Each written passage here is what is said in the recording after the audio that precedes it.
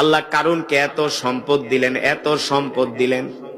পয়গম্বর মুসা কারুনের কাছে গেছে, যে বলে কারুন, তোমাকে আল্লাহ এত সম্পদ দিছে, এই সম্পদ থেকে কিছু সম্পদ আল্লাহ রাস্তায় দান করো।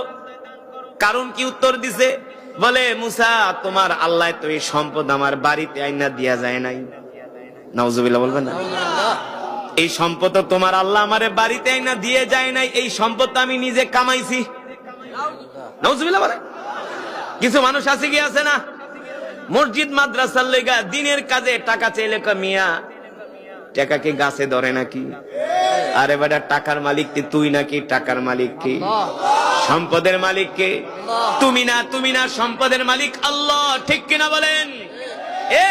তোমাকে আল্লাহ সম্পদের মালিক বানাইলো, আরেকজনকে আল্লাহ গরিব বানাইলো। কারণ কি? আল্লাহ তো হাসরের ময়দানে ধইরা বলবো, তোরে তো আমি কোটি কোটি টাকার মালিক বানাইছিলাম, আর তোর চাচতো ভাইরে আমি গরিব বানাইছিলাম। তুই 3 বেলা গরুর গোস্ত দিয়া, খাসি দিয়া খাতি, আর তোর চাচতো ভাই আলু ভর্তা দিয়া ভাত পাইতো না। বল বল, তোর চাচতো ভাই তো আমার কাছে কোনো অন্যায় করে নাই, কিন্তু আমি রব তাকে সম্পদ দেই নাই, তোরে আমি সম্পদ দিয়া পরীক্ষা করছিলাম। তুই অহংকার করছস, ঠিক কিনা? সম্পদ পায়া ভুইলা গেছস, বিল্ডিং করছস, বিদেশি কম্বল মুড়া দিয়া ঘুমাইছস, ফজরের নামাজ পড়স নাই। আমি তো তোরে সম্পদ দিছিলাম পরীক্ষা করার জন্য না? আর পাশের বাড়ি গরিব মানুষ সিরা কাঁথা গায়ে দিয়া ঘুমায়, ঘর ভাঙ্গা, ফজরের আজান দেওয়ার আগেই মসজিদে জায়গা আছে কি আছে না? বাস্তব নাকি অবাস্তব? জনে বলেন, বাস্তব নাকি অবাস্তব?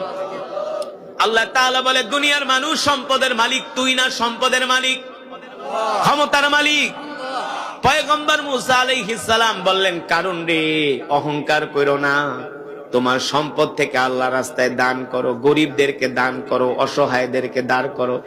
কারণ অহংকার কইরা উদ্ধত আচরণ দেখায় বলে কারণ পয়গম্বর মুসাকে বলে, যাও তুমি তোমার আল্লাহকে যায়া বলো, এই সম্পদ তোমার আল্লাহ আমার বাড়িতে আইসা দিয়া যায় নাই, আমি আমার মেধা দিয়া, বুদ্ধি দিয়া, কষ্ট কইরা সম্পদ কামাইছি।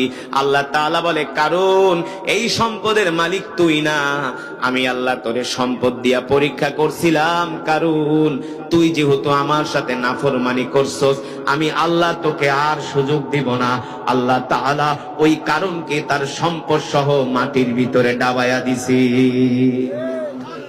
সম্পদ সহ কারণকে আল্লাহ মাটির ভিতরে ডাবিয়ে দিয়েছেন। সেই জায়গা আমি আমার নিজের চোখে দেখে আসছি। 70 কিলোমিটার পর্যন্ত এরিয়া নিয়ে ওই জায়গাটা